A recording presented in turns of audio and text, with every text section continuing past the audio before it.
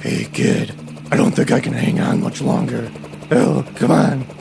I can barely even support my own body weight. How am I supposed to hold you up? Give me your hand. Quick. Give me your hand, kid. No!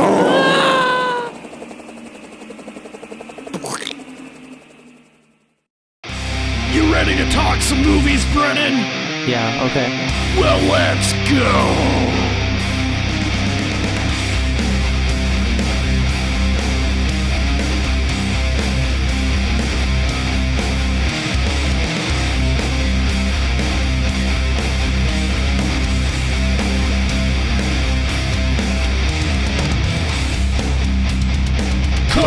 Corrupted youth! Corrupted youth! Corrupted youth! Corrupted youth! Hi, welcome to the Corrupted Youth Podcast. I'm always Dan. I'm usually Brennan. And together, we're a father and son duo that what's, Brennan? We explore the latest blockbuster hits, schlocky VHS Golden Age rental store flicks and all of that in spoiler heavy fashion. Didn't even have to read off of the thing. Perfect. Yeah. I mean that's exactly it, word for word. Yes. You know, like doing this for like 7 years and you just got it down pat. Well, I usually just I pay a lot of attention when you say that part. Yeah. You do. I mean, I saw you practicing in your room for hours when you were younger. And one of your roommates talked to me once, and he was just like, keeps on looking in the mirror and going, "Hi, welcome to the Corrupted." Hi, welcome to the Corrupted Youth Podcast. I'm Brennan. No. I'm Brennan. That's it.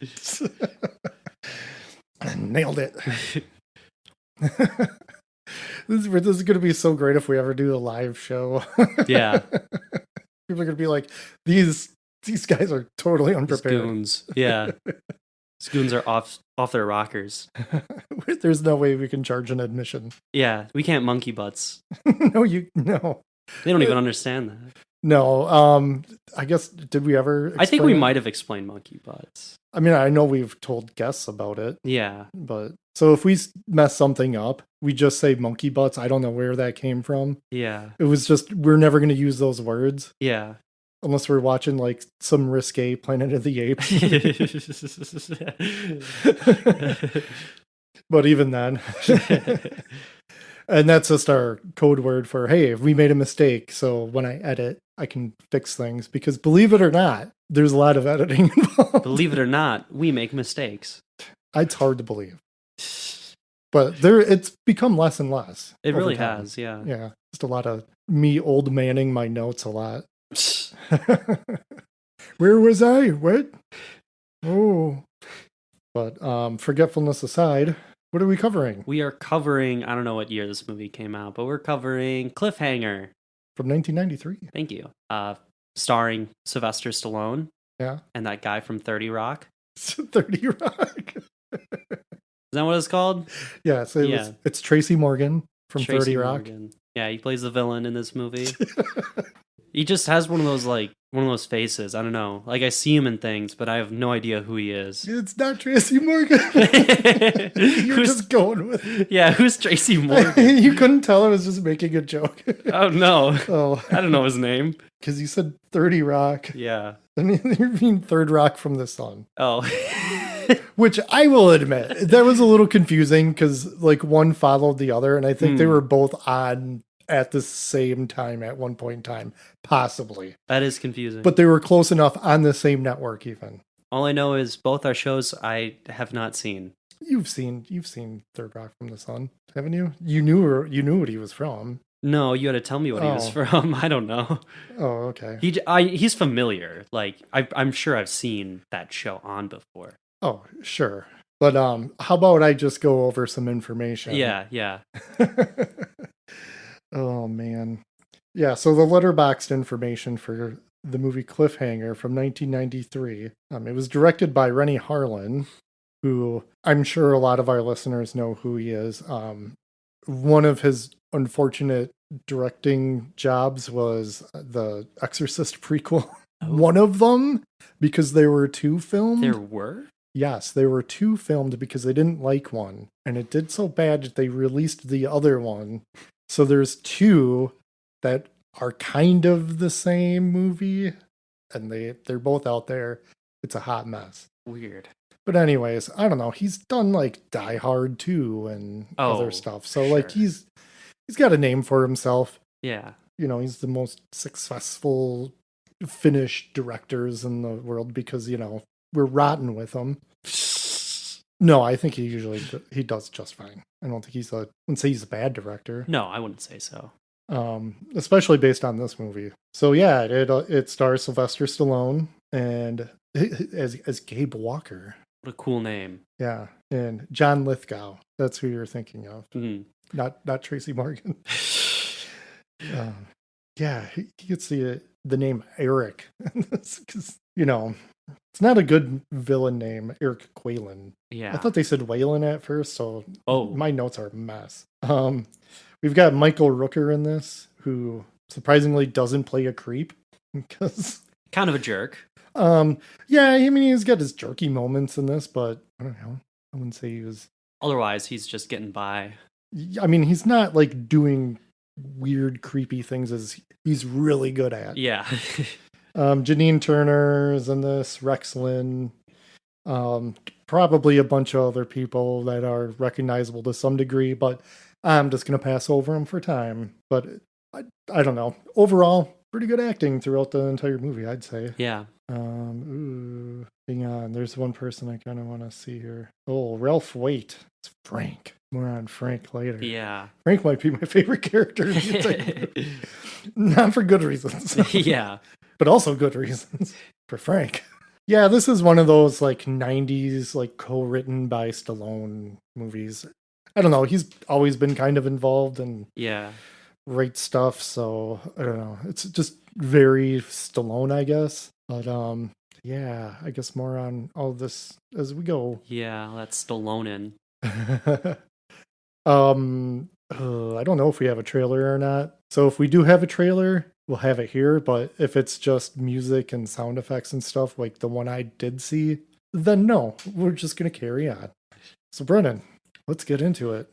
Yeah, well, this movie opens up like a lot of other movies do for some reason, which is somebody rock climbing. I mean, this one, it makes sense because the big premise of this movie is that Sylvester Stallone is playing a rock climber guy. Lots of rock climbing going on. But I can name like a good amount of other movies or just shows that start with someone rock climbing. I don't know why that's a thing. Well, I think it happens to be that, you know, Kirk and Spock really are the ones who made it a thing. They did.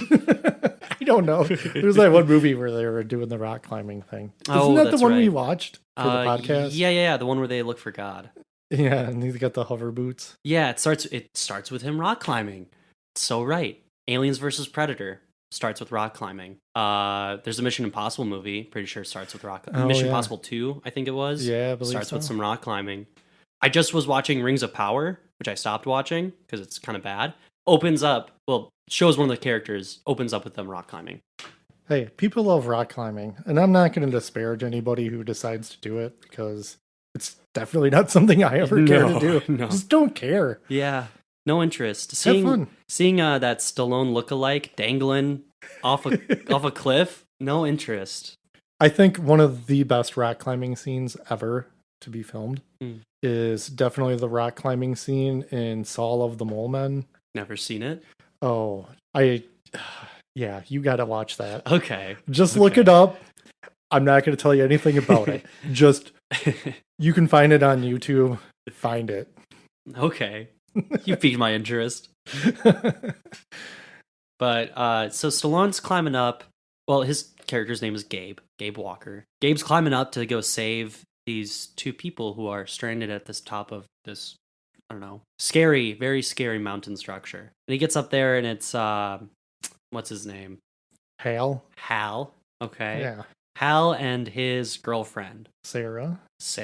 and they're stranded up there because Hal's knee is bad. Yeah, like he's got a leg injury or something. Yeah. So they got Stallone climbing up there, and they also got a helicopter flying in. Frank is the guy flying the helicopter. And we've got Jess, too. And Jess. And so they're setting everything up where it's going to be this line going from where the people are stranded over to the helicopter, which is landed on like a ridge. And there's this big gap in between. So they have to get a piece of rope between the two so that they can start getting the people across. Hal gets across just fine, but what's her name? God, it doesn't matter. Sarah. It's not going to Sarah starts wheeling across, and her harness totally breaks on her. Like, it looks like it was made out of plastic. The metal just shears, and she's dangling on, just holding on to the harness.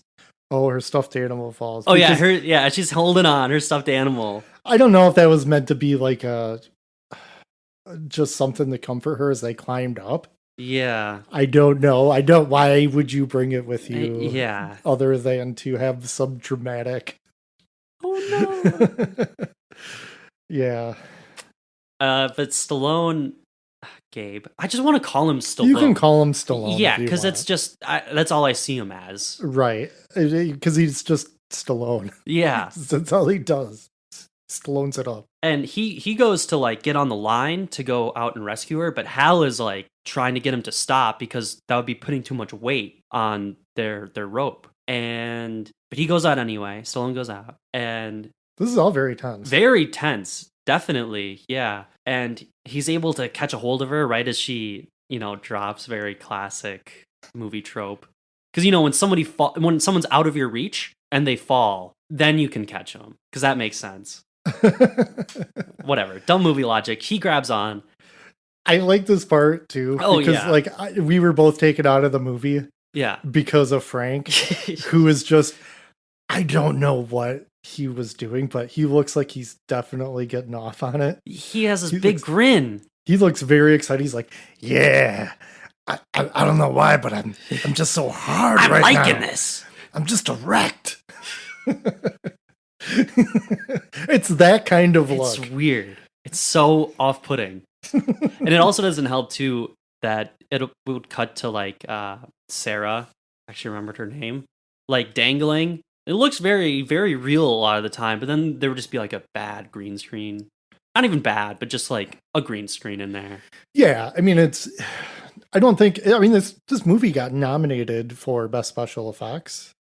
I could definitely see that, especially for what happens later on. Yeah, I mean, there's lots of like good special effects scenes in this, but yeah, I mean, some of those, what are you gonna do? There's no way of getting around that. Yeah. And I think even if you did it now, it would still look fake as hell. Right. Yeah, unless you got Tom Cruise to actually like dangle off to something. Yeah, but so I'm not gonna beg on the effects too much in this. But yeah, I agree. It is a little bit of like, yeah, it just removes the element of danger. Yeah, but element of danger is still there because Stallone can't hold on to Sarah, which I don't blame him. Holding a human, she weighs like 100 pounds at least, plus all the stuff she has on. Like, there's no way you can hold on to somebody. And she ends up slipping through his grip. Her glove comes off all dramatically and everything. And she falls to her death. Yeah. It's not like that. Do you remember that episode with on MacGyver? Yes. When his partner falls or whatever? Yeah. And it was just the dummy? Yeah. Way better than that. Yeah. It was a dummy. They still had a dummy shot in there, but it definitely didn't look that bad. It did not come off as a dummy. And there was a whole lot of her, like, this is just a human being falling. Yeah. And then you like kept showing it, like, yeah, it's going on for a while because I think it was something like 4,000 feet up or something. Mm-hmm. Well, maybe it said that in the description of the movie that I absolutely did not read earlier, but don't worry about it. So yeah, she falls to her death. Very dramatic, very sad. Then we get a time jump here, 8 months into the future. Not bad. Not a year. Not a year. Not a year. 8 months. I think even in the description it said a year. that description I didn't read. Yeah. And I was like, no, that was 8 months. Yeah. Plus, it explains the changing of the seasons too, which is kind of nice. They got a little bit of, I don't know, they got the dates right, I suppose. But yeah, 8 months has gone by, and we pick up with Stallone again. He's just he seems like he's having a rough time. Yeah, it doesn't seem good. Like, this is some pretty good acting done here with. Does he meet the 2 kids first? He does. He would talk about them. Yeah. So on his way there, there's like these 2 extreme, and that's the letter X hyphen treem. Yep. 90s bros wearing all the dumb day-glow colors and whatnot, and they're definitely really bad stereotypes of anybody who would be into extreme sports. They got the accent, the whole like, yo, dude. They got like the surfer dude. Whoa, Gabe, bro. Yo, that's Gabe. He's back. Whoa, no way. Let's go say hi to him. Yeah, let's precariously drive next to him on this windy road. On the wrong side, too. What could possibly go wrong? And it's funny, too, because they see Gabe drive by, and they freak out. And they pull up their car right next to him to talk to him. And have a just talking conversation. Yeah, exactly. Like, you're driving. It should be loud. They're saying that they're going to go up to the mountain to... They're going to go up to the mountain to jump. Like, they like parachuting, I guess. Yeah, they're just like cliff jumping. Yeah. And like parachuting after a while. Yeah. And Stallone seems very uninterested for very good reasons in this conversation. And warns them about the weather too, because apparently there's a storm brewing. Yeah, it does the fun movie thing where there's always this like little tidbits about the storm coming. The storm's on its way. Better look out for the storm. It's me on the radio. There's a storm coming. Oh, look out. Could be the storm of the century. If you're out there rock climbing, don't. But I have second thoughts, especially if you're traumatized. So this surfer dudes, mountain dudes, extreme bros, they finally drive away, and Stallone pulls up to Jess's house, and she's just out there brushing her horse, her little stallion, and he jump scares her, not really, but definitely shows up unnoticed, and they have a very heartful conversation, because he's just been out. He hasn't been helping the, I don't know what you'd call them, the mountain they're a rescue team. Yeah, he hasn't been working with them since the accident, I assume. He hasn't even like rock climbed since then. He's just been working, probably just a boring job. And he's just trying to get away from everything. He doesn't even really seem like he wants to be there, like on the mountain. And he asks her to like run away with him, basically. Like, I'm leaving, come with me. Yeah, and she doesn't want to. Yeah, let me abandon all of my life that I have here. This house that I have, this horse. Because they're like, it kind of came up during the accident, but like they're obviously a couple. Yeah. And it's nice that it's not overly drawn out. It's like, they're a couple. Right. You get it. We don't have to worry about them falling in love. Thankfully. Yeah. Ugh.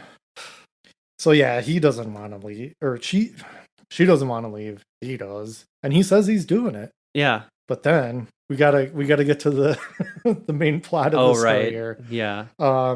It's FBI. There were Treasury.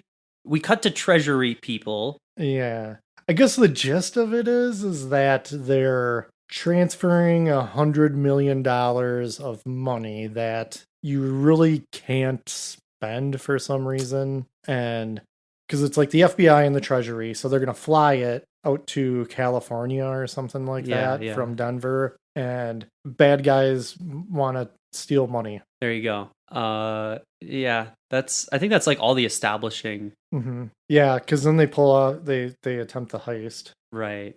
The heist scene is probably one of the coolest parts of this movie. Yeah, it's definitely one of them for sure.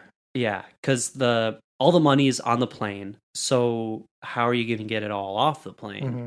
Yeah, and it's in like 3 secure cases that apparently like the code changes. It could be like, I don't know. It didn't really. It was because there's the the dude from the Treasury, Mustache Man, Agent Mustache. Agent Mustache. That's perfect.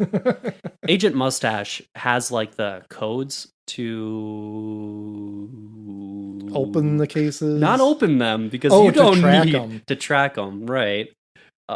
So yeah, Agent Mustache has the codes to track them, and it turns out that he's actually working with the bad guys. Oh no! Oh no! Yeah, because they see they're like just chilling on the plane, and they see like there's another plane flying next to them, so they immediately start to like try to figure out the situation, figure out what's going on, and oh no, Agent Mustache betrays them and shoots them. Oh no! And this is where the stunt comes in because they're gonna do a mid-air transfer from the I don't know, Treasury plane to the bad guy plane. So they have like they open up the back of the first plane and they send out a rope and they have to fly the other plane in and attach the rope, and they did this all legit too. Apparent, like from what we can tell, I don't think any of that was. Yeah, I'd say the bulk of this stunt is for real. Yeah, like any close-up shots, I assume were just filmed later. You know, like, oh, I'm hooking it onto the plane. Yeah, we'll shoot that later. But the bulk of everything, yeah, was done in person, and they even had one of the guy, like Agent Mustache, goes first, and he his stunt guy goes first. Yeah, his stunt guy goes first, and is like actually, you know, going between planes. Just which I can't imagine that's easy to do. No, that's got to be crazy. And the pilot was also in on it too. The pilot was also with the bad guys. So the pilot goes to hook up all the money, but one of the FBI agents is still alive and just blasts him with his machine gun, and all the money falls out. Oh, it falls out on the rope, and they're trying to pull it all up, and then the plane explodes too. The first plane. Well, there's a bomb on it. Yeah. Pretty cool explosion, by the way. Yeah, so the whole plane explodes, and obviously they lose the 3 cases of $100 million. They just go flying off into the wilderness, into the Colorado mountains. Colorado. The Colorado mountains. Whoa, where did it go? Oh, this mountain's like really tall.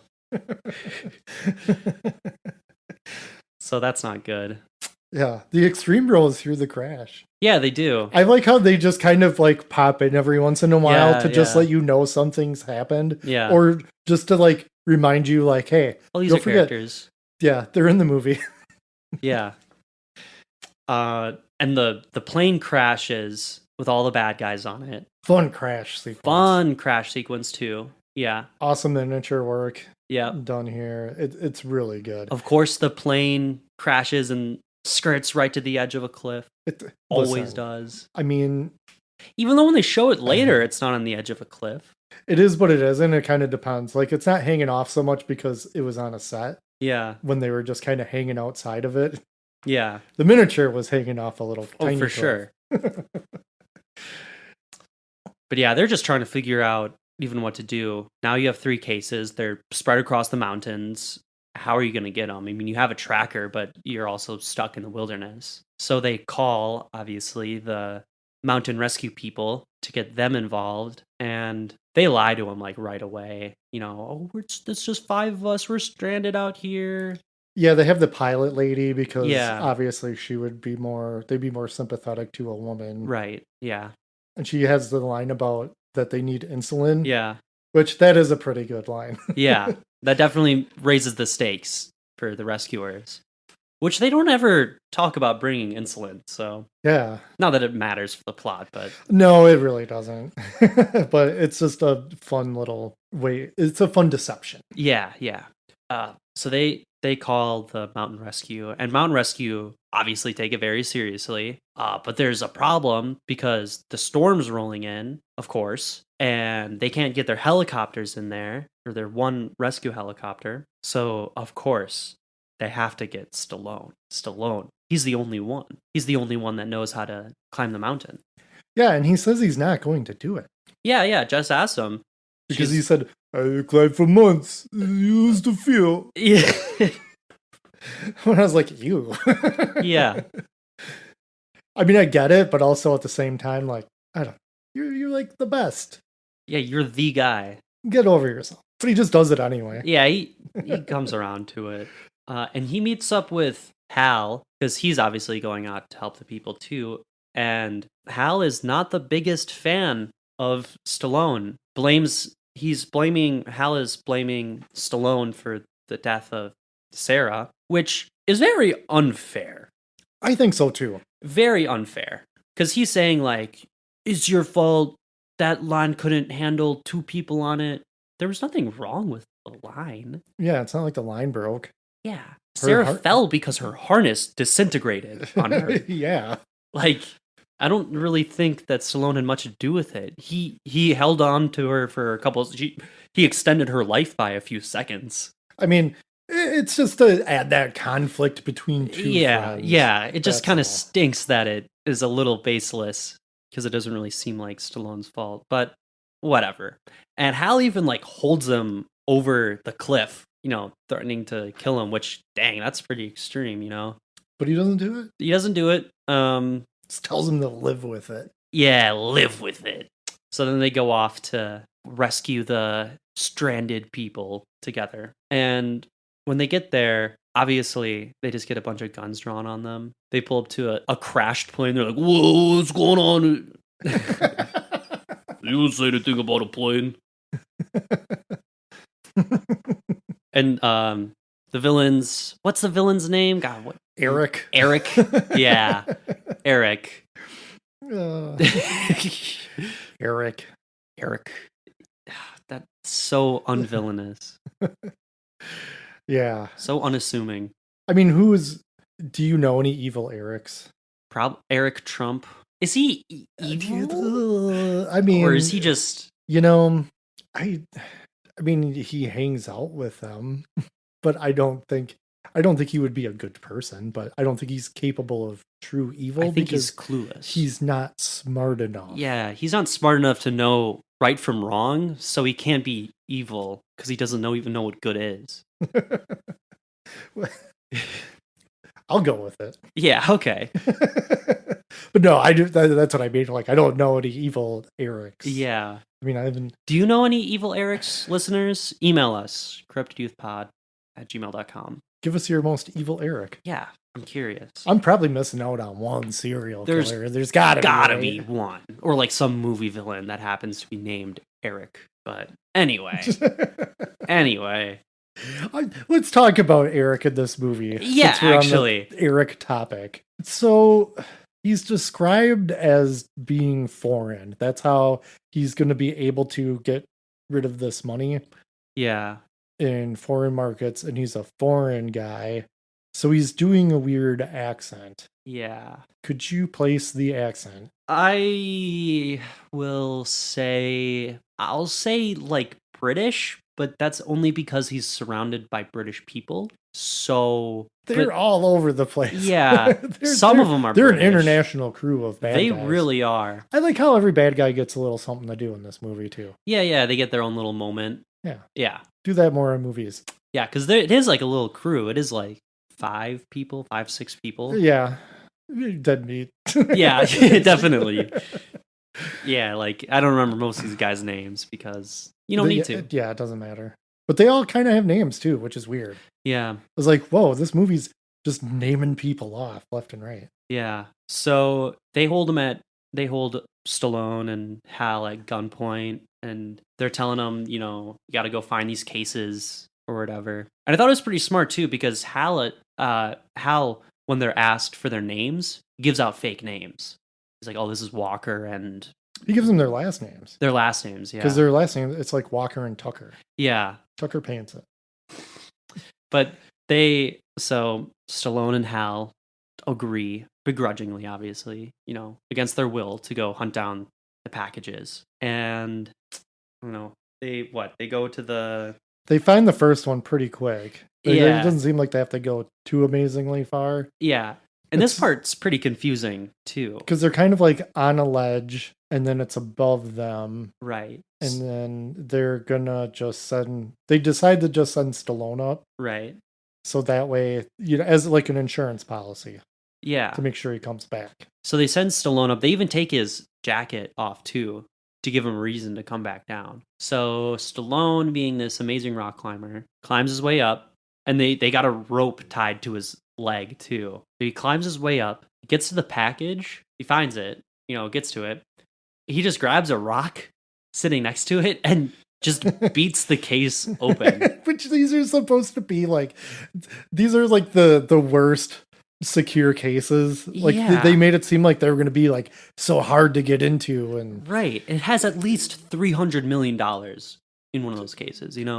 Oh no, so it's 100 million total. So each one has about like 33.3. Oh yeah, repeating 3 million. I didn't do the math right. Yeah, but a lot of money, $33 million. And 93 money. Yeah, that too. Dang. So he just breaks the case open. Why does he even want to know what's in it? What does it matter to him? Because they never tell him what's inside. Yeah. And then they're like, okay, pull him down. Yeah, he's been up there too long. Yeah. Do they know if he's still looking for it? Right. What if he can't find it? Yeah. What if it's like squished in a crevasse or something and he's got to like unwedge it? Yeah. So they start pulling on his rope to drag him off. But it's also like, okay, so what if he did have the money and he had the case? You're just going to pull him off of a cliff? Then what? You have to go get the case somewhere else? Like, yeah, and if you're hanging under the rope and he falls, you're probably going to get tugged down with him. Yeah. None of this makes any sense. No. And then they start shooting at him too. One of these guys has a grenade launcher, which I think is bonkers for this sort of mission. Did you see that one like really piss poor flame effect? Yeah. That was really bad. That just was kind of pretty like bad. Floated weird. Yeah. I don't know what was going on with that. They just start lighting up the mountain too. Yeah, and they cause like a small avalanche. Yeah. And as like the avalanche is like coming down over Stallone, he's like holding the package up. Oh yeah. Like you remember that picture of the what was that? The Batman, like the original 60s Batman holding the bomb. That's what it reminded me of. But yeah, now the case is super durable. Yeah, right. And he throws that case too, and all the money just goes showering out. They assume he's dead. Oh, of course. Yeah. I think one of the bad guys gets taken out in the avalanche too. Yeah, I think a guy does end up falling. Yeah. So then they just move on to go hopefully find the other cases. And this whole time too, Jess is trying to contact Hal over the walkie. Oh yeah, that's right. And Eric makes Hal like just tell her like, it was like a fake call. We're just gonna stay here for the night or whatever. But is able to slip in enough information for her to tell that something was up. Yeah, because like those guys don't know the area, so when he gives her like weird instructions, yeah, she knows that something's up. Yeah, because they say that they were just gonna stay at the mountain for the overnight when there was like a cabin apparently really close. So Jess tells what was a creepy guy named Frank, the pilot? Yes. Jess tells the pilot Frank to go fly her to the cabin, and he's like, "Well, I don't like." He's kind of begrudging to doing it, and then she offers to buy one of his paintings, and I guess that's enough to get him to go. Hey, but I don't want to go with the wheels on. I can't miss my wheel of fortune. I'm so hard right now. Look at what Vanna's wearing. I'm gonna paint this banana eating this monkey. That's right. I don't know what. Oh my gosh. Okay. Very weird. So then we see Stallone, and he's just wandering, not really wandering, but he's making his way through the mountain with just a shirt, like without a jacket on, out in the cold. That cannot be fun. No. Like having to like rock climb and all of that in the snowstorm too. And he makes his way to the cabin, and Jess is just there. She's just there. Yeah. So obviously she freaks out when she sees them, asks him what's going on, breaks the glass to this case to get to, I guess, emergency supplies. No, it's like a museum almost of like rock climbing or stuff? like, yeah, just like mountaineer stuff. So he gets a raggedy old sweater. Yay. Covered in shattered glass. It would have been just full of glass. Yeah. The sweater's a little itchy.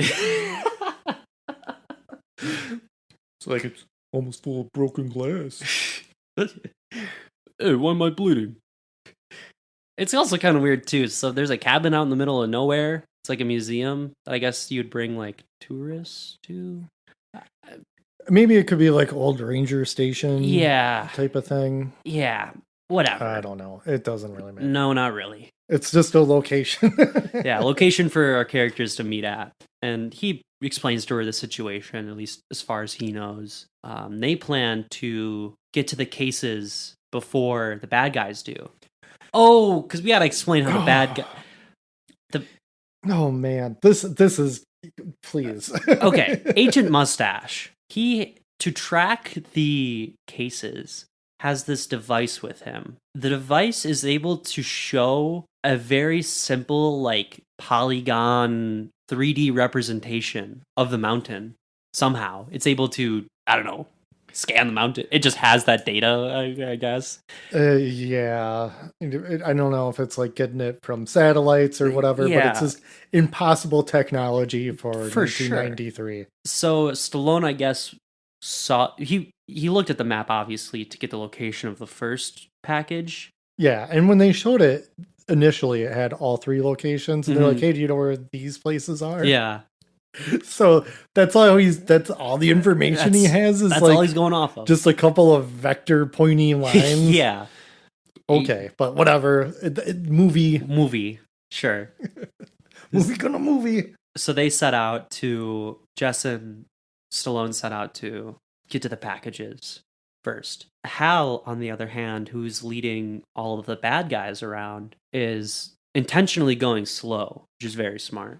And this whole time, too, there's a whole lot of tension in the villain group, like pointing guns at each other, snipping at each other, the arguments and stuff. They're clearly frustrated about the scenario. Yeah. And at no point in time is anybody complaining about being cold. Yeah. Like, nobody's worried about freezing to death. Right. Which... very serious problem. Yeah, and it's pretty surprising that they all have enough clothing. Yeah. To be warm. Yeah, because that doesn't make any sense either. Whatever. Movie gonna movie. Movie gonna movie. What, are you gonna have them all freeze to death on the mountain? That's an exciting movie. Everyone freezes Yeah. So Stallone and Jesse do make it to the first package before everyone else does. And it's kind of funny. They make like a snowman and they put the tracker right in like the snowman, like his face or whatever. And they put the empty package right in front of it. So the bad guys show up and they're like, ah! Like, what in the world? Someone got here first. That had to be massively confusing. Like, could you imagine that if you were in that scenario? You'd be confused as hell. So there was a note inside the case that said, "Want to trade?" I mean, I guess they would assume that they're trading Hal. I guess they kind of know Stallone's alive at this point. I'm guessing. And so one of the bad guys, he has a pair of night vision goggles. Because, you would bring that for this sort of mission. Yeah. I mean, hey, fresh off of Silence of the Lambs, night vision was hot. Night vision goggles? Oh my gosh.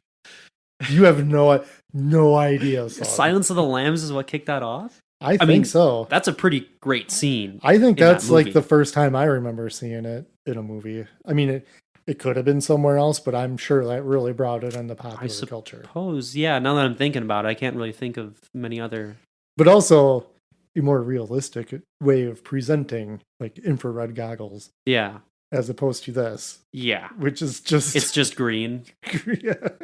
Just everything but green. Green filter with like all sorts of extra data they put on there, like the temperature. Yeah. And this bad guy is able to see Stallone and Jess running away. Which, when you think about it, guys, did you really have to build that snowman? They would have gotten away if they didn't spend all that time building the snowman. But they were caught fleeing the scene. Kind of wasted some time. Yeah. Whoa. My butt just fell off. Dad, I think my butt's broken. There's a crack in it. Probably from all that cold. So, bad guy starts chasing down Jess and Stallone. And Stallone grabs a flare off of Jess's backpack. So when dude pops out to like shoot him or whatever, he just lights the flare right in the dude's goggles. A fantastic idea. Great by move. the way. Great move. So dude takes off the goggles, he's screaming, obviously his eyes are all hurt, and Stallone like tackles him and they start wrestling and they start sliding. They start sliding down the mountain and they're sliding and they're sliding and they're sliding and they're punching each other. This is like straight up the sledding scene from Christmas Vacation. It's that kind of like when it shows them fighting, it's just that quality right effect. And it's so dumb. Yeah, they're sliding down the hill and like Stallone's getting just a bunch of snow blasted in his face and stuff, and he's like pushing the guy's face down into the snow, and it's like, I don't know, eating away at his skin. That was pretty fun. And this big snow slide ends, of course, in like a jump off a cliff. The movie's called Cliffhanger. There's gonna be some cliffs, son. True. This guy does not get a good hold to hold on to this cliff. Bad guy goes sailing off into the darkness, and Stallone is able to use his rock climbing pick, whatever it is. You know what? We're gonna get a lot of emails about this, so let's look it up quick. Yep, rock climbing pick. Perfect. Nailed it. I thought I knew my stuff. One thing I'll say about this movie, though, in the rock climbing stuff, is that it is very show, don't tell. And it works brilliantly. It does. When they show how all this stuff works, you know, like this is how like clipping on carabiners and whatever. Carabiners also got like super popular around this movie. People started putting it around on God. Everything. Oh my God. Yeah. We were just crazy for them. Yeah. Put it on your water bottle. Put it on your dog. Yeah. I mean, they're pretty nice, but yeah, I mean they're handy as hell. But yeah. But just how everything works in this. They do a really good job of just showing it to you as they're doing it, right. And you get an understanding of, and this is the equipment they have. So if you see it later, you understand immediately. Mm-hmm. They also do a good job in all these scenes of like showing the surroundings enough where you have enough spatial awareness too, at least for the most part. Where you can understand the perils and you know what's going on. It isn't all just close-ups of people on a fake rock face. Yeah, I mean, as far as like the distance they travel, it's terrible with goofy. That. Like none of that makes any sense. But yeah, just in general, like like in woods near a cliff. So, and what's weird too. So back to the whole sledding scene.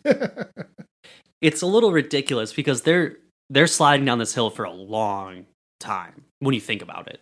Like they went far. They traveled some distance. And it keeps on cutting back to like the villains just like watching them. That's what I mean. It's Christmas Vacation sledding scene. Yeah. Where like he just ends up in like a Walmart parking lot and it's like they can still see like at the top of the hill. Yeah. But at the same time he was sledding for what seems like miles. Yeah. It's very ridiculous. It is. So Stallone's able to get away, basically. And Jess too. What part's after this? Okay. We've got in my notes, Extreme Bros camping. Oh yeah, that's right. Which I don't know, you brought it up too, but I was definitely thinking that scene would have been way better if they kissed. Yes. Yes. Because it seemed like there's like it felt like there was a romance. Well, bro, it's just you and I in this tent, all alone. It's like tent city, man. I guess you could say things are getting kind of intense. You know, it'd be really extreme if we kissed. That would be radical. I also think they should have just been like hotboxing that tent. That also was a fun option. Very fitting. Very, very fitting. Because yeah, they're mountain bros. They're in Colorado. There's no way these dudes are not getting high. No way. No way. They play them straight up as just dumb stoner dudes. Yeah. Oh no, bro, we gotta ride out this storm. What are we gonna do? Like, what do you think they're gonna do? Is this where he calls the other guy a cheesehead? I think so. And then I started to feel sympathy for him. Yeah. It's like, well, maybe he's from Wisconsin.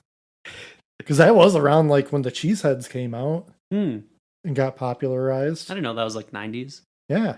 Oh, that's cool. Also, cheeseheads, dumb as hell, man. A little goofy. Yeah. Listen, I will eat the world's amount of cheese. Yeah. No problem.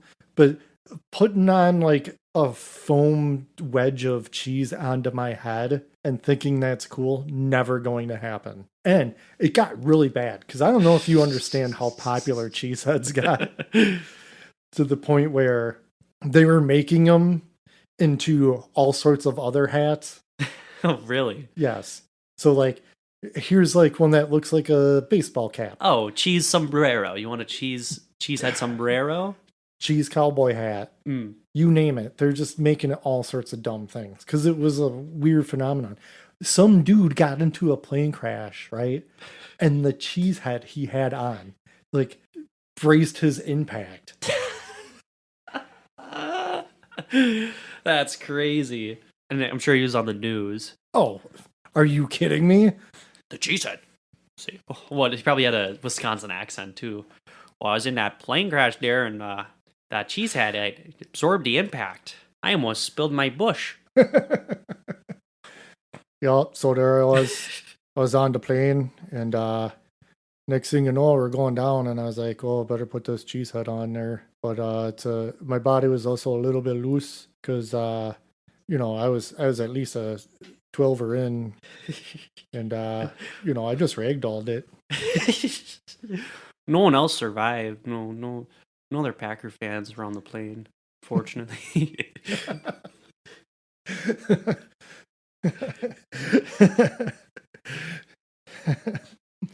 Go Pack. Just so anybody out there who thinks that we probably have some pretty wicked Wisconsin accents, our accents are very mild. Nothing in comparison. Someday maybe we'll go through the wide variety of the Wisconsin accent. We just gave you a taste of a couple different regions. Yeah. And you may go, hey, that just sounded like Canada. Oh no. That's just a slice of the cheeseheads. That was such a fun tangent. That was. I want to keep it going, but we got to get back. Oh, okay. So this scene is so dumb too. Where in order to survive in this cave, Jess and Gabe or Stallone are burning $30 million. You're like in the woods. Like, I could see... You're in the woods. Maybe I could see the case for like, okay, well, all the wood is going to be wet.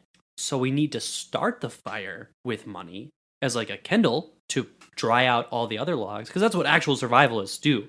You start a small fire and use it to dry out all of your other firewood. They're a rescue team. They're survivalists. They should know this. This should be their element. This is their element. And I get we don't want them to have the money type of attitude, but right. Also at the same time, you could have just hid it in that cave. Nobody would freaking know. Yeah. That money belongs to somebody. Right. Yeah. That isn't no one's money. Right. You're burning somebody's money. It's safe to assume these guys are clearly evil, and this money probably came from somebody like at least neutral. I mean, listen, I don't want to get on a rant about the government. Yeah, if it was all government funds, that's what it was. It belongs to the people. That's very true, actually. Yes. Taxation is theft. That's why I have invested all my money into NFTs and Bitcoins. Dogecoin. You name it. Eric Coin. Listen, everybody, you could just stuff it in a mattress. Yeah. stuff it on a mattress if you don't trust a bank. But I love those stories too, where somebody is like, "Oh, I'm poor, so I just got this mattress." Oh yeah, And then like somebody had. it had like a weird hole in it. Yeah. And it was just chock full of money. I was trying to sleep on it, and this part was just really rough. It wasn't very springy, and I was like, "What did I even get this for?" Full of weird old people cash.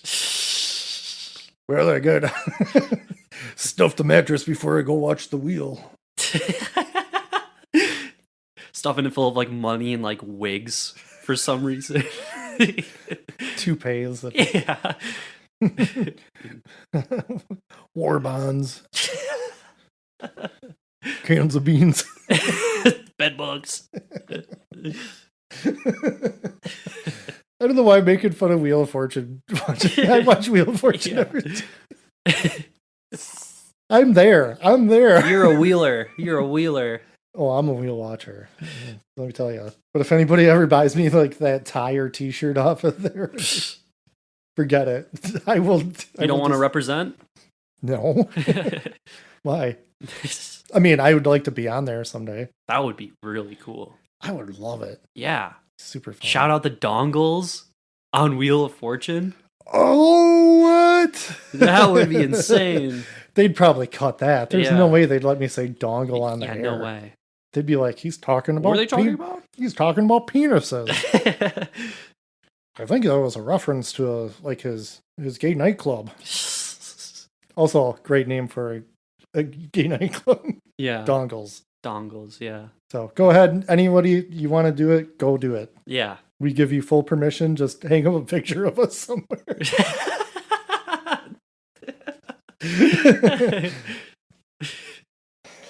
That'd be great. Let us do a live show there. Oh, totally. That'd be a Yeah. blast. There we go. Mm-hmm. On like we could have like drag queens introduce us. Oh, yeah. That would be awesome. Yeah, that would actually be really cool. Oh yeah. No, okay. Now this. Now one of you guys has to start a big like gay bar named Dongles. Which at the end of the day, a bar. Right. Right. A bar. Anyone can go to those bars. Sure. But it's for the dongles. Yeah. I'm loving this idea. Yeah. Where were we? We were talking about It was the cave, burning the money. Oh. So whatever's after that, I suppose. We're like an hour in. Oh my lord. Got like another page of notes. Oh, sweet baby Jeebus. It's a picturesque morning in the wilderness. As the bads in hell run into the extreme bros while on their way to the third case. Yeah, and Hal turns to the villain guys, especially Eric, and is like, look, these are just kids. Just get them to go, you know? Yeah, I'll get rid of them. Yeah. And Eric is even kind of cool with that idea. He's like, okay. Yeah. Go talk to him, you know? And they're just like, yo, you get caught out in that storm too, bro? Whoa, Hal. What's up, Hal? Whoa, you're out in the wilderness too. I would have never expected to see you on this mountain. Whoa, you're like totally rescuing some other bros. That's awesome. And they're even like, we're going to take off now since you got to babysit all those hikers. And then one of the dudes, I forget which one of the villain guys. Yeah, just one of the goons. Just unloads his gun. And we get like this ceremonious slow-mo scene. It's all in slow motion and dramatic. Yeah. Of one of the guys getting, it was the not cheesehead dude. Yeah. That gets shot. I really wish during that slow-mo shot who would have let out like a, oh no, bro. No. Yeah. And then they give chase to the cheesehead running away to go gun him down too. And as he's running, it's pretty BA, honestly. As he's running, he like quickly puts on his parachute and just jumps right off a cliff to get away. They even play like a little like victorious music cue when he jumps too, and he's able to parachute down, but he doesn't like he doesn't like slow down all the way. It must have been like a bad place to jump or not high enough, I think something. It's unclear if he's injured too.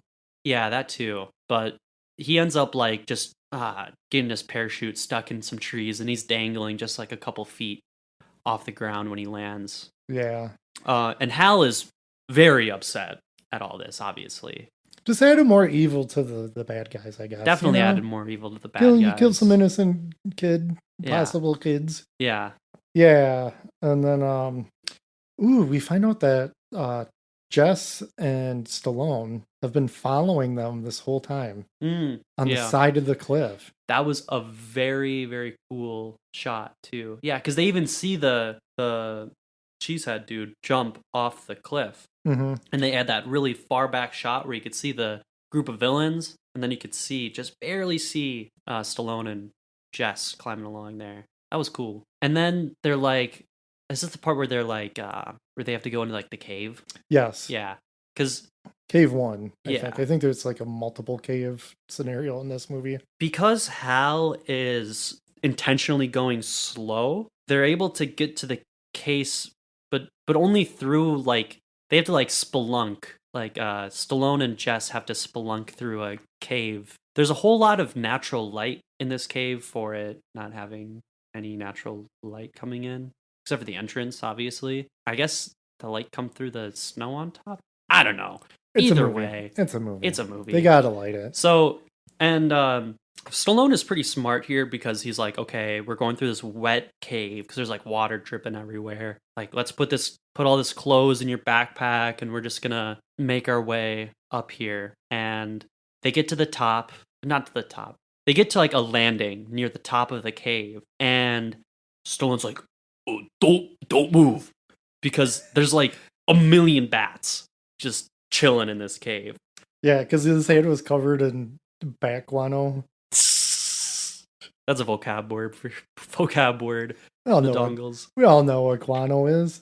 We've all watched Ace Ventura 2, When Nature Calls. That's where we all learned it. And of course, Jess, being a female in a 90s movie, or even today this happens, she freaks out when she sees all these bats. Or I think she just says like, I'm gonna get down now, and just starts like moving all about. So the bats freak out and they all start flying out of the cave. And this is where not just Jess, but Stallone too start like freaking out from all these bats flying around. Right. They just want to get out of the cave. Yeah. They're just flying out. Like, yeah, I definitely would not be very comfortable with a ton of bats flying past me, but I'm also not going to be like screaming. I thought that was going to alert the bad guys to their presence. Me too. And nothing. So all the bats fly out. I guess everything's fine. Cut to Frank. Yeah. Cut to Frank. Finally in a chopper. Frank finds the cheesehead bro. Yeah. And there's a ton of like wolves at his feet too, like trying to get at him. Yeah, and he's like, oh, these wolves, I'm fighting another erection. Let's go! Ah! Comes out with his pistol. Yeah. Get out of here, you Viet Cong! Get out of here, you wolves! Shooting off. He starts like shooting his gun in the air. Well, I mean, yeah, he was probably in the Korean War for sure. Korean War, yeah, I suppose if this is the 90s. Yeah. I'm not gonna... No, we're not going there. No. But he scares off the wolves. Yes. And is able to rescue Cheesehead Guy, who... He was, like, injured. I mean, who knows if it was... I mean, he fell through some trees, so he's at least injured from that. So I wasn't sure, but, like, he's out of the movie now. Yeah, which is very interesting, because we never see Frank, like... There's never anything to indicate that he just took him back. Exactly, yeah. Maybe he's in the back of the chopper the rest of the movie. Oh, no. If I had to pick one place to stay in this movie, I don't think it would be the back of that chopper. Why not? It's a safe spot. It's a rescue chopper. So the villains now have to cross like this bridge, which it looks like a very secure bridge. Like, remember the bridge from Temple of Doom? Good luck getting me to cross that bridge. That bridge obviously looks like it's going to go at any minute. This bridge seems very secure, but there's still like, there's a whole bunch of like hesitation to like crossing the bridge and who should go first or something like that. So this is the part I didn't quite understand. Did they have to cross the bridge to get to the case because the case was there? Or are they just trying to get the chopper? They're trying to get the case. And or did they want to get the chopper to get the case? I thought that was their plan. How are they going to get the chopper, though? Because it was a place that the chopper could land. Well, either way, they have to cross this bridge to act out their nefarious. Because they're like, we need a cool set piece for the rest of our adventure here. Yeah, that's exactly why. And one of the evil guys who like was staying behind can just barely hear Stallone as he's making his way up through the cave. Oh, because he knew. He told Eric that they were being followed, or Eric knew that they were being followed. And that guy's like, yeah, I'm going to go flank him. Yes. Sure. Which also interesting because like you could have just had him hear the bats and all the screaming. Yeah, I think there was just too much stuff that happened in between, so they just had to like, I don't know, like I hear something coming from a snow hole. Yeah. The Stallone snow hole. The Stallone snow hole. So Stallone, because at the top of this cave is just like a layer of snow for him to break through. He's laughing at Stallone, the Stallone snow hole. I just keep thinking, if you've got a Stallone coming out of your snow hole, yeah, right into the corrupted youth pod, or right into the podcast at corruptedyouthpod@gmail.com. Let us know about your Stallone snow hole. Sorry.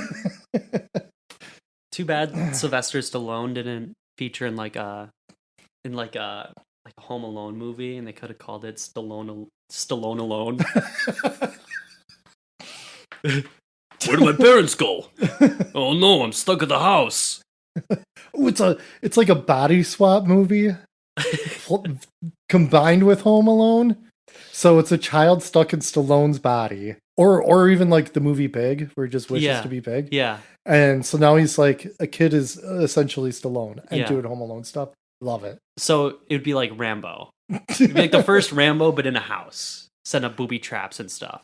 That is actually what is his name? There's a movie like that because a lot of people think that Home Alone ripped it off. Oh, really? Yes, and it was a French film, and it was all about like a guy dressed as Santa in this like rich kid's house or whatever. Oh, I've heard of this before. Yes. It's got a couple different names, and it's driving me nuts. Deadly Games. Deadly Games. Yeah, I know that's one of the titles of it. 1989. Yeah, so that kid totally does like a bunch of booby trap Rambo stuff in his house. And you know how you find it? I just put in French Home Alone. And it came up right away. All right, that's pretty conclusive then. Yep, there you have it. Deadly Games. It's a fun movie. Deadly Games, but it's Sylvester Stallone instead, trying to booby trap Santa. But being a kid, he doesn't know how to work a big giant man body. Like he keeps getting stuck in places he thinks he can go. Yeah, like bumping into things all the time. He gets like really hungry because he doesn't realize he has to eat just a ton of food. And he has to fight Santa. Yeah. Yeah. All right, we just made a way better movie than Cliffhanger. We did. Well, that's it. Thanks for listening. Yep. We're off to go make this movie now. So, I wonder if this movie came about because Die Hard was so big and they started to just pitch movies as like Die Hard, but on a mountain. Yes. And I think this definitely has that vibe. I think they should have called it like not like Con Air, but like Con Mountain. I'm kidding. It's such a bad idea. I think you thought it was good, and when I didn't laugh. No, I thought that was really Con Mountain. It's just like Con Air, but on a mountain. It's like Con Air, but in a bank. It's like Seven Samurai, but bugs. What? What are you referencing? A Bug's Life. It's basically the same plot, isn't it? Because Seven Samurai, they gotta like, hey, we get the crew and we gotta teach the villagers how to defend themselves. Oh my god. It's such a trope at this point. I mean, yeah, because that Seven Samurai has been remade countless times. 1 billion times. Sometimes not even with 7 people. Sometimes like 5 people having to teach a village how to... That's how you throw them off. It's a ripoff of Seven Samurai. There's only 2. You ever seen the original Seven Samurai? It's been a long time. Yeah, it's like a 3-hour-long movie. I thoroughly enjoyed it, though. Very good movie. Yes, that's a film. Yeah. Any Akira Kurosawa. Yeah, pretty much, yeah. Most of them. Yeah. Isn't he like one of the most ripped off directors of all time? Oh, I'm sure. That sounds about right. It does. Didn't he have a? Didn't we cover something once? Oh, this is gonna be so stupid because we don't even know what we're talking about. But he had the comment of, "Yeah, I liked it better when I made it." Dang! And I can't remember what it is. Okay. What a bar. What a bar. Yeah. That's a roast for sure. Oh my god. Oh yeah, where were we in this movie? Okay, so Stallone is just popping out of the snow hole. He's popping out of the little snow hole. And bad guy is just like, gotcha, basically. And instead of just like, I don't know, shooting him right then and there, he like, oh, how does it all happen? Because Stallone is like held there at gunpoint, but then he busts one of his arms out of the snow with the climbing pick, whatever it is, and just slashes him right in the leg with it. And then he get kicked or something? But yeah. He falls, Stallone falls down like this cave, just like bouncing off of like rocks and stuff, and just bam, slams right into the ground. I think the pinballing might have helped the fall a little bit. Helped. And Jess runs up and she's like, "Are you okay?" And he gets like, ugh. He's just fine, you know. Just tank that 20, 30-foot fall. Yeah. And the goon goes down into the cave. Yeah. So the goon is down in the cave and Stallone's like hiding. And he's like, "I'm right here. Come get me." Whatever. And he's like hiding around the corner. And bad guys creeping through the cave. Very cool ambience in this cave too. Dripping water and stuff. They did a decent job with like the lighting and everything. This scene is very, very fun actually. I could bore you with how limestone caves are formed, but just keep moving. It takes a long time, that's for sure. So bad guy turns the corner and he's like, "You made this too easy for me." And then wham, Jess kicks him right. Because she climbed up high up in the cave. Yeah, she climbed. She did it. Lots of climbing in this movie. This movie and its climbing. Yeah. Oh my gosh. You know, I might go buy some gear. Just go start climbing some rocks. Maybe find a couple $1 million sitting in a briefcase randomly. Oh, I would probably just end up getting shot and then I would die. Yeah, there you go. So a whole tussle ensues. It's a fun fight scene. It is. Stallone gets whooped too in this fight. Like he gets beat up pretty good. Jess even grabs the gun at one point and like points at him, but out of ammo. Oopsies. And that dude has that line too, which was pretty funny. Out of ammo. He says the B word. I can't say that. I'm not old enough. You are old enough, but yeah, I mean, so we don't want to. I've been talking about old man erections in this podcast.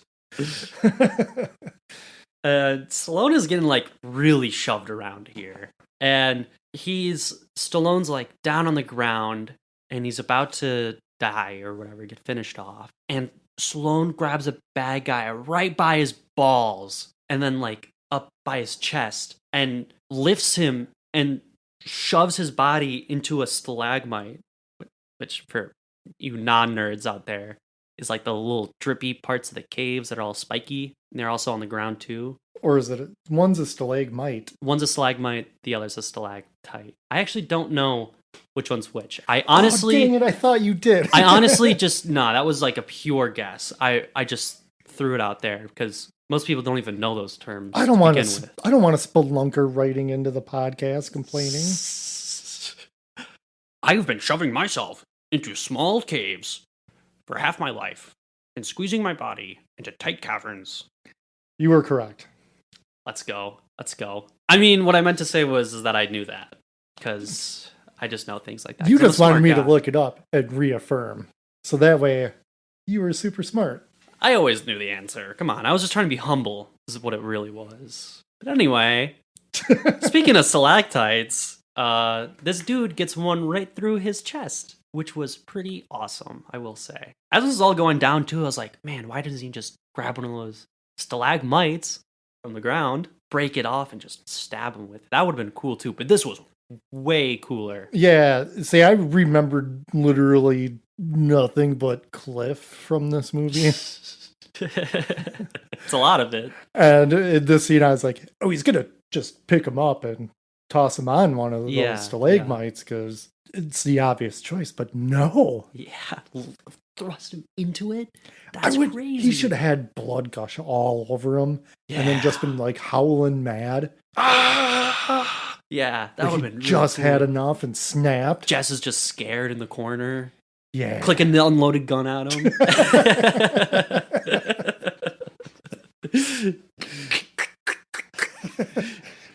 It's okay.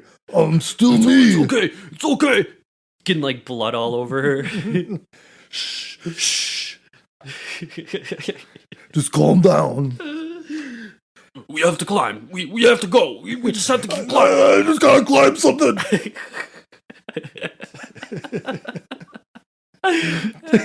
Frank's looking in the cave. Yeah. Putting that one in the old bank, if you know what I mean. Yeah. The bad guys, too. I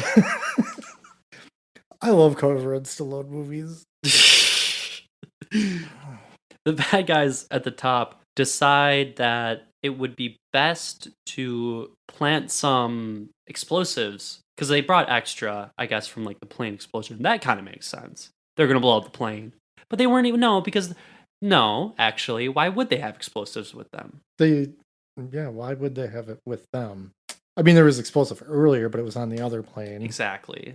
So that was set up before. So why would they have it now? Because movie. Movie gonna movie. Yeah. And so they plant this explosive with like 5 minutes to explode over this cave. Hal breaks free or like runs over to the cave, the little Stallone hole, the snow Stallone hole, and starts yelling down that perfectly Stallone-shaped hole in the snow. I'd recognize those shoulders anywhere. And he's like, oh, there's a bomb that's going to go off in 5 minutes. Like, you got to get out of here or whatever.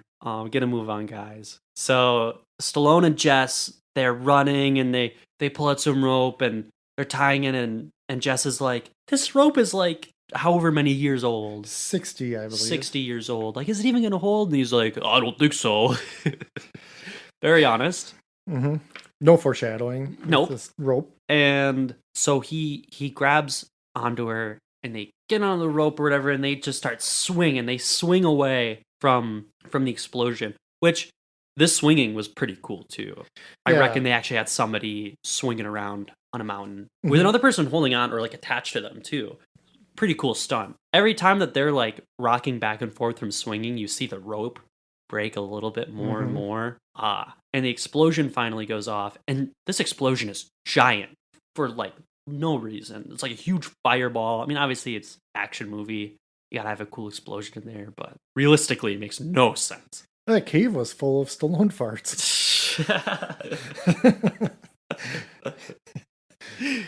Yeah, imagine he's like hiding from the bad guy and just lets out a little like Guess we shouldn't eat all those beans. Just cover your mouth. Don't breathe it. I fought it real bad.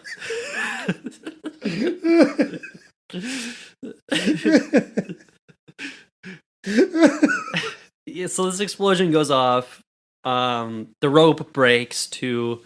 And I guess the rope breaks first. And Stallone grabs onto the cliffside, grabs onto Jess, and it's just like the beginning of the movie, except it isn't his girlfriend this time. Or it is his oh my lord. It is his girlfriend this time. So he's actually able to save her and pulls her up, and then she pulls him up, and they're able to take cover from all the debris from the explosion that's raining down. A little like landslide, rock slide happens basically. Yeah, pretty convenient. He can save his girlfriend. Yeah. Ugh. And so they're fine from the explosion. Obviously the bad guys think that Stallone's dead now because the avalanche didn't kill him before, and not getting shot at apparently. Like Stallone gets shot at a lot in this movie and is never shot, but they assume that he's dead. Yeah, and Frank's in the area, and bad guys, they put in a call Yeah. for a rescue, and they just leave the pilot lady in the snow Mhm. because, again, oh no, a lady. Yeah. And Frank also doesn't like see or hear this humongous explosion go off. There's a whole lot of people not seeing or hearing anything in Yeah. this movie, Yeah. which it is like silent wilderness with mountains for everything to echo off of. You had to think people would hear all this stuff. You'll hear a gunshot for miles. Forget it. Yeah. Movie, I guess. Doesn't matter. And Frank lands, and he isn't immediately excited because there's no life being threatened or anything.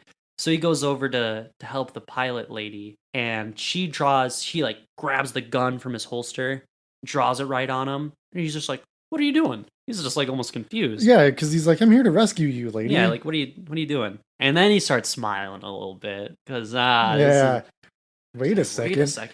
The gun's pointed. He's looking down the barrel of the gun. Danger boner ahoy. All right. It's kind of tragic too because the bad guys, they have Hal and they're like not letting him get loose and like warn Frank. And yeah, they got like that Desert Eagle pointed right at his cheek. Yeah, so they have the gun drawn on Frank, and then they end up just shooting Frank. One of the bad guys just shoots Frank, apparently not a part of their plan either, which obviously, why are you going to kill the pilot? And then Hal runs over to him, and Yeah. Frank's like, "Hal, so hot right now." And then he just passes away. He had a big grin on his face too when he was getting shot at. That was probably the best moment of his life. Danger. R.I.P. Frank. Stallone and Jess go to cross the bridge, and it's been booby trapped. And because he hits the tripwire, but it doesn't immediately go off. It gives them enough time to run back to the other side. Yeah. Which there wasn't any like hanging on to the bridge, like Indiana Jones style thing. Yeah. I'm assuming they probably didn't want to do anything exactly like that. Yeah, I guess. But another cool explosion, very big explosion for no reason again, but definitely blew up that bridge. Yeah, and then this is where the movie just starts getting kind of just messy. Yeah, for sure. Because like Agent Mustache starts fighting with Eric. Mm-hmm. And Eric's like, "Oh, well, you know what? So you don't mess with me in getting this money. I'm just going to shoot the pilot lady, and now I'm the only one who knows how to fly a helicopter." Yeah. Which only just enrages Agent Mustache even more. Right. There was even a point where Agent Mustache had a gun drawn on him, and he should have just shot Eric. Yeah, and Agent Mustache is just like, whatever, I'll go find that case. Yeah. And Eric's like, "I'm just going to hang out in the chopper." Yeah, you go find it then. Oh yeah, this is, before we gloss over it, this is where we just know that the FBI and Treasury guy are just in their own chopper cruising around. Yeah, they're flying around trying to figure out what's going on. Yeah, they already found the wreckage too, I'm pretty sure. Yeah, and if we didn't say it earlier, the FBI kind of knew this Eric guy was up to no good and might try something. So they know that shenanigans have occurred. Right. And then is this where we get the Hal fight scene? No, this is where Stallone finds the last case that is broken open, and money's just kind of hanging out everywhere. It's the worst cases ever. And then he's like, "What's this over here? I see a snow hole." An ominous snow hole. We'll find out what has to happen with that in a bit. But yeah, now we got your Hal fight. Which dude was like, the bad guy is just going to kill Hal because he's unimportant now, I guess. And he was going to shoot him, but then this dumb British guy goes on this dumb talk about how he used to play soccer, how he used to be such a good kicker. Football, Brennan. Well, he called it soccer, so I'm going to call it soccer. Oh, did he? Yeah, he did, actually. Oh. Because if he said football, then all of the dumb American viewers sitting in the theater would have been like, football, I know football. Yeah. Throw the little pigskin around. I don't know, I just got done watching the back, and I didn't see anything about any strikers in the back. Hey, look, I'm just happy that the cheesehead survived. We were going to riot, and then we were going to just politely burn down this theater. Say sorry. We were gonna turn all the nacho cheese into napalm You ever see what happens when you stick a guy into a popcorn maker? Not that pretty.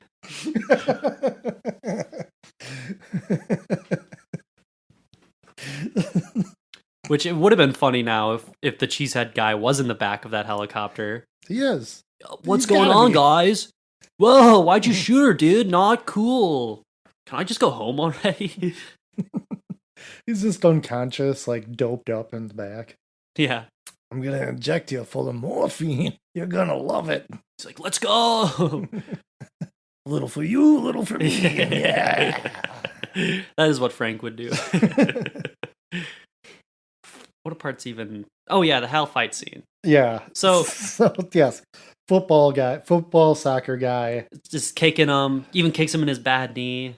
That's rough. Oh yeah, and I suppose earlier, because this is where this comes up. Hal, when he was like talking to Frank, reaches past his boner and grabs like a little knife out of his pocket and like slips it into his boot. All the while he's getting kicked by this British guy, he doesn't pull out the blade at all. Which the entire time I was thinking like, oh my god, like obviously he has it. Obviously he's gonna bring it out. Like it's like Chekhov's gun, you know, like, he has it. I've seen Michael Rooker wield a knife in a movie before, and it never ends well for the other person. I'll tell you that.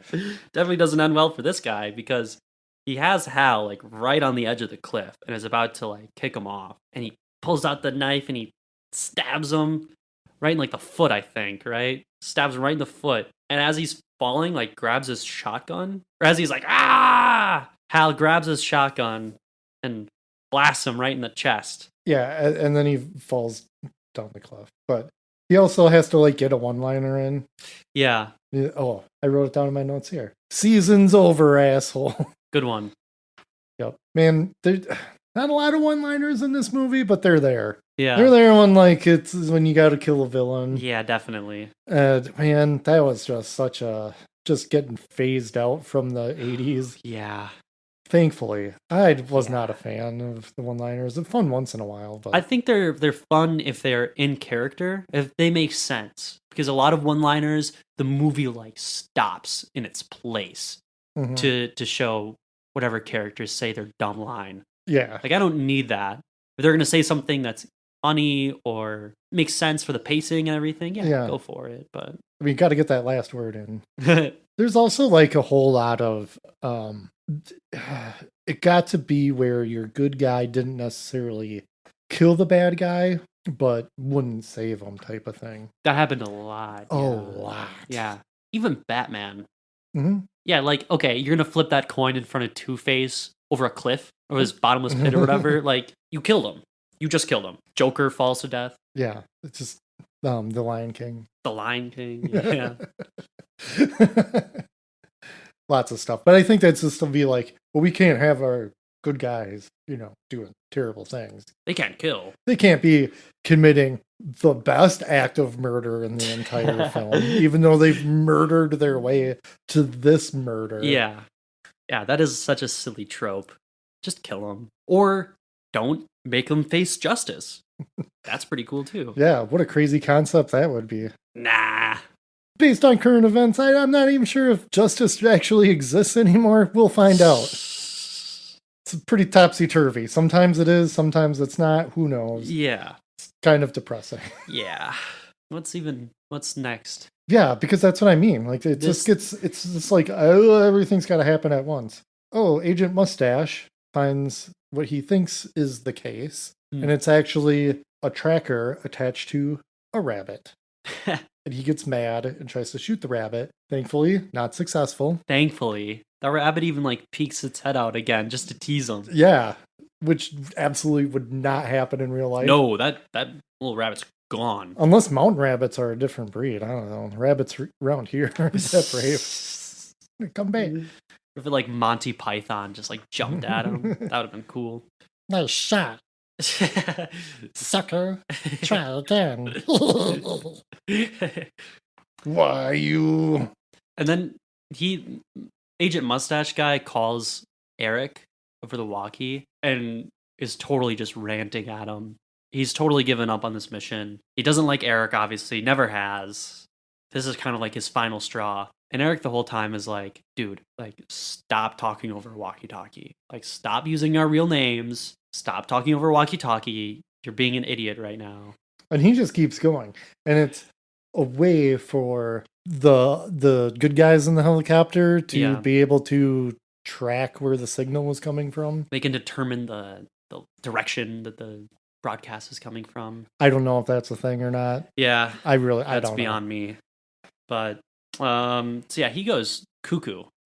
Yeah, and this is also where Jess decides to get super dumb. Yeah.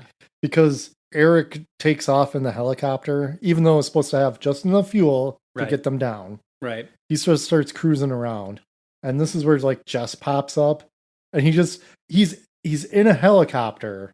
Piloting it, yes. And just points his gun at her. And it's like, oh, now she's kidnapped. Points a gun at her through the front window. Like was just pointing it from the inside of the helicopter. What is he going to do? She could just climb down to wherever she was. Yeah. What is he going to do? Perfectly hover the helicopter and shoot her with a pistol? Like, yeah. Is he going to... She can just hide. It's dumb. Stupid. It's dumb. And it's just a very damsel in distress scenario that does not need to happen. No. Because it was almost like after the bridge scene, this is the first time she pops up. She's basically just kind of written out of the movie.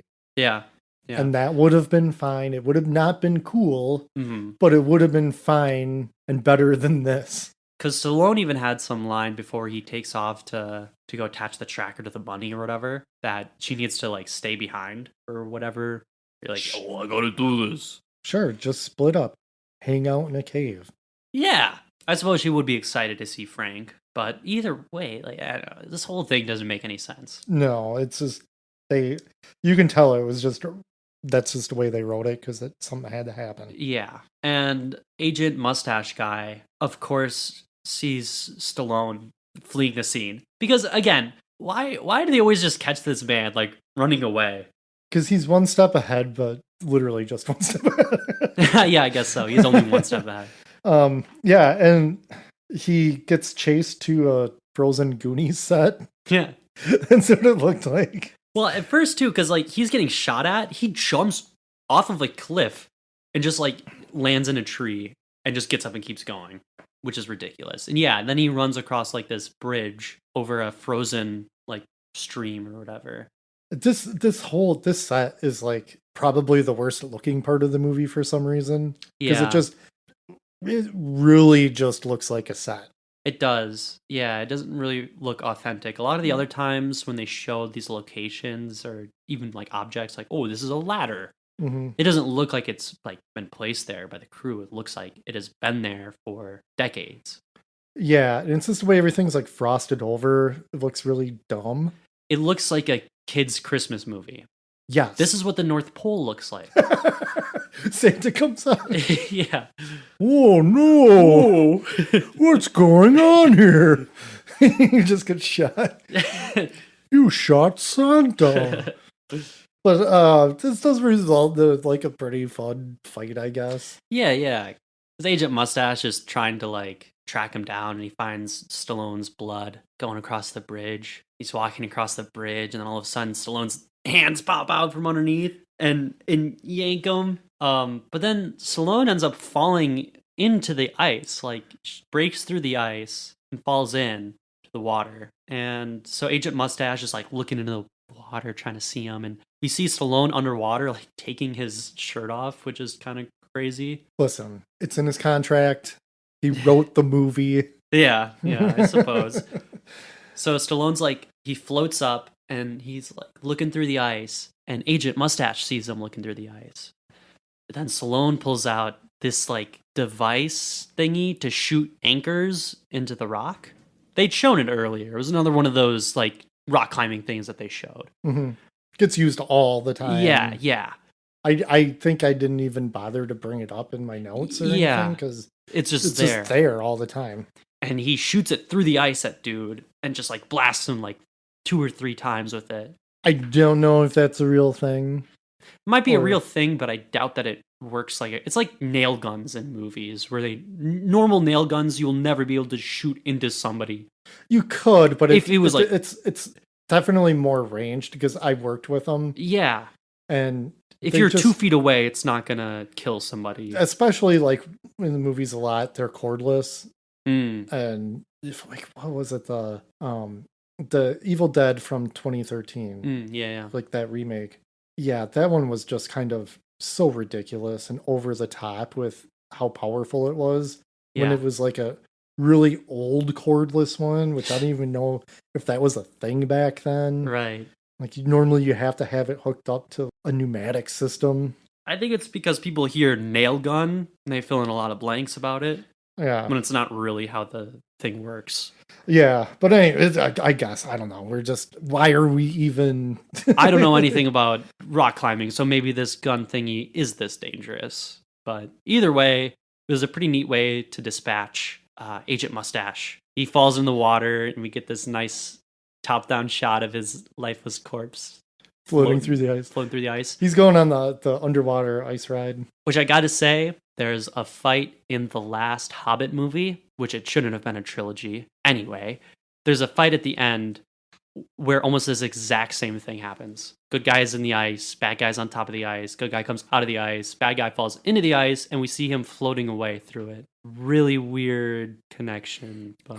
I've never watched that movie. You don't really have to. Read the book. It is actually faster to read The Hobbit than it is to watch The Hobbit. I watched all of the extended editions of them. The first one's honestly pretty fun. I do like the I first watched one. the first two and I did not like that whole like weird barrel scene in the water. Yeah. Holy crap, was Yeah. that dumb as balls.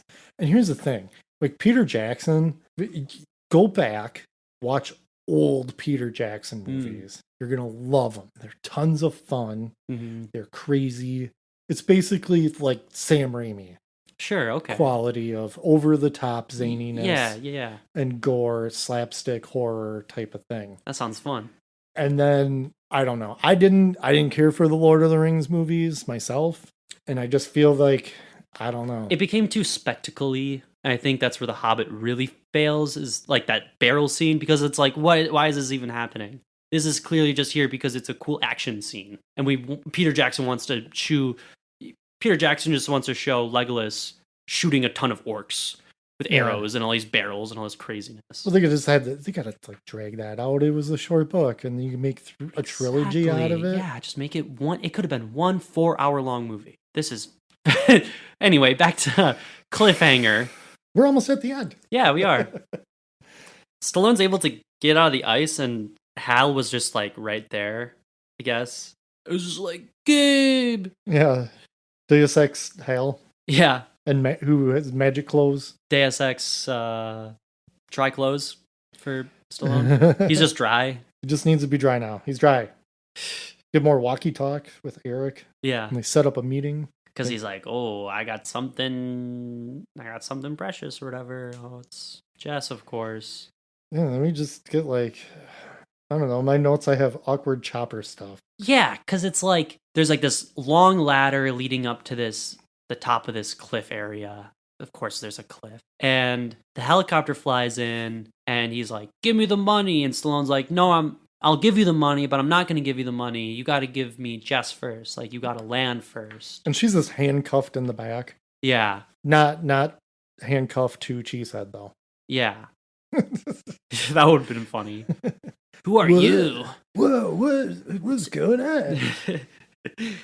So then he's like, you gotta land your helicopter first and let Jess go. But he won't land it. So then he's like, you got to get closer.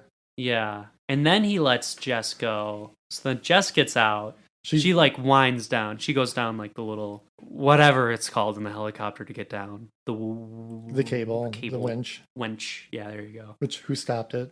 I also thought that too. That thing just kept on going, letting down line, but whatever. She gets off, and then it's a whole lot of like, okay, well, throw the money in the helicopter. So then Stallone, which was pretty fun, just throws the package into the rotor blades, and all the money just like explodes everywhere, and the helicopter starts losing. Eric starts losing control of the helicopter, and Stallone grabs the cable from the winch from the helicopter and attaches it to the whatever was securing the ladder down leading up there. And then I guess Eric tries running over Stallone with the helicopter, just like starts charging him with it.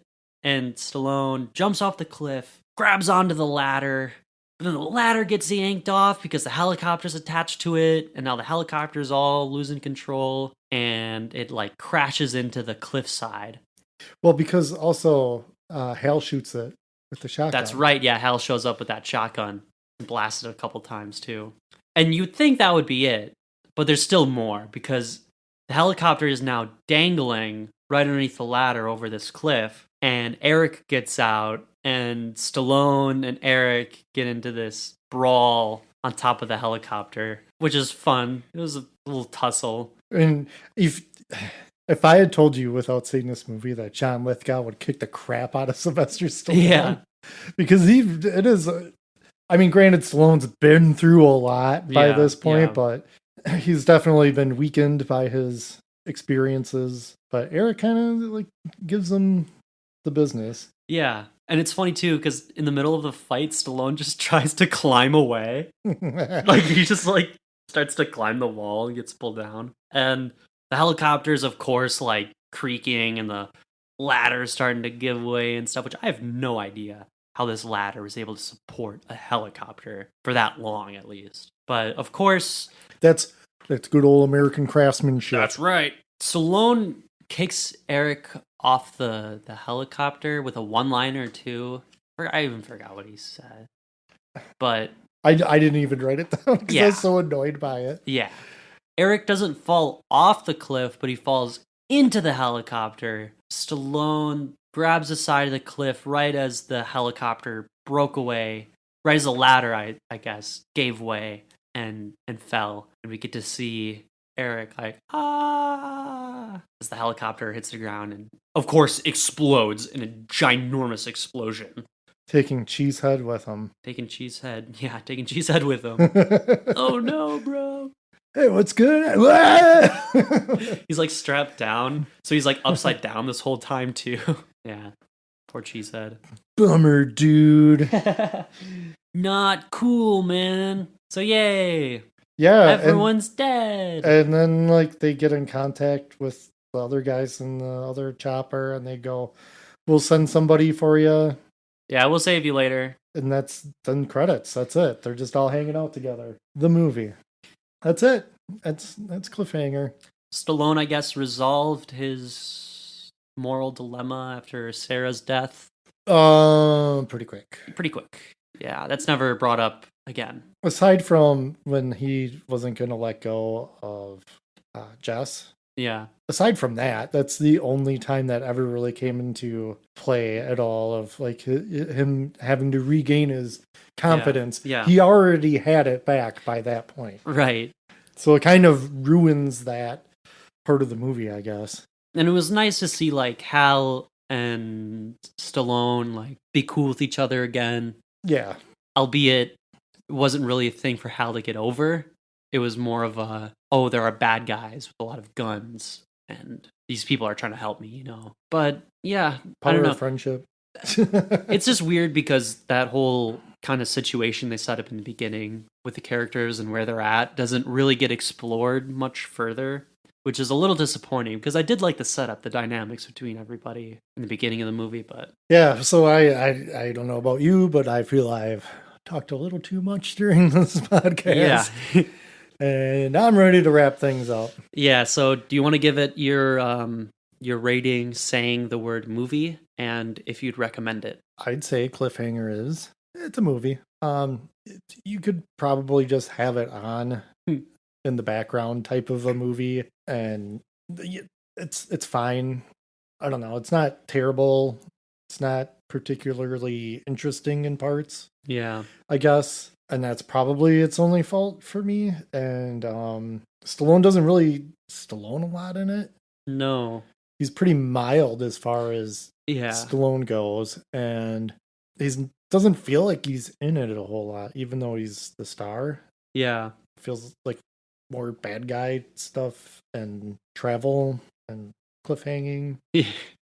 I think I remember it too, just a little bit more. Oh, yeah, Stallone's body. Oh, but sure. it doesn't really seem to be. I was expecting more like, oh, here's his bicep as he reaches for another, grab another rack or whatever. Yeah, I mean, it's in it enough, but, you know, pretty tame. Yeah, I mean, I guess it's a medium recommend where it's like, you want to check it out. It's entertaining enough. Yeah. I think John Lithgow's weird accent is very off-putting. Yeah. Considering he's a good actor, and I don't know what happened with that. And he's kind of a letdown in this. Should have just given him his normal accent. And just let him go ham with it. Yeah. And let him be like truly evil instead of just more this like trying to be sinister bad guy, because it doesn't really work well. Yeah, he should have been able to like chew the scenery a little bit. Yeah. So it feels just kind of like a disappointment, but yeah, otherwise, like, I don't know, it's fine. I'd say it's a movie. It's like a flick. It's just a fun, don't use your brain too much. Mm-hmm. Cool rock climbing stuff. They definitely used the premise well enough. I like your recommendation too. If it's on in the background, you could probably tell when the cool stuff is happening by like the noise. You know, the second there's a lot of commotion and talking, yeah, watch, because something cool is gonna happen. But they could have shook this movie in like 15 minutes of it could have fell out, and it still would have been fine. Yeah, this movie's almost 2 hours. Yeah, it doesn't need to be that long. I think that's almost its biggest fault. We're at 2 hours of recording right now. Yeah, dang. This is way too long. Yeah. I mean, I'm sure once editing happens, it usually drops quite a bit. But yeah, soft recommend, like you said. It was still pretty fun. It was a fun movie. I think it would have been better if it was a better movie or if it was a worse movie. It would have been more entertaining that way. Because if it was worse, it would have been like goofy and funny to laugh at, but it really wasn't a lot of the time. It was still really well made. It just wasn't an amazing movie. Yeah, we had fun with it. That's for sure. Yeah. This is a good recording session, I think. Yeah. It was fun talking about it. Yeah. So there's that. Definitely got something out of it. It's true. A lot of our fun came from tangents, but that's always fun. Sure, but inspired. Yes. By Cliffhanger. So yeah, I guess with that, feel free to write in if you want to contact us about anything. What are your thoughts on Cliffhanger? Do you know any evil Erics? Yeah, write us an email. Write to Sylvester Stallone himself, because we need to get Stallone Alone made. Yeah, tell him you want to see Stallone Alone. and he's got to get in contact with us. Yes. So have Sylvester Stallone email us at corruptedyouthpod@gmail.com. Thanks, Rabbit. And then get some cool gear. Get some dongle gear at the TeePublic store. The link is in the show notes. Get yourself a climber's pick. Yeah, whack a goon in the shin. Yeah, or a t-shirt. Thanks to you, the listeners. Oh, that was... the dongles. Oh, that's so sweet. Thanks to our fellow podcasters. You're not a bunch of jerks. You support us, even though we're just big giant babies. I don't know why I'm doing this. I'm tired. And I need some caffeine. Cliffhanging there, dongles. Oh. You gonna say goodbye? It's a cliffhanger.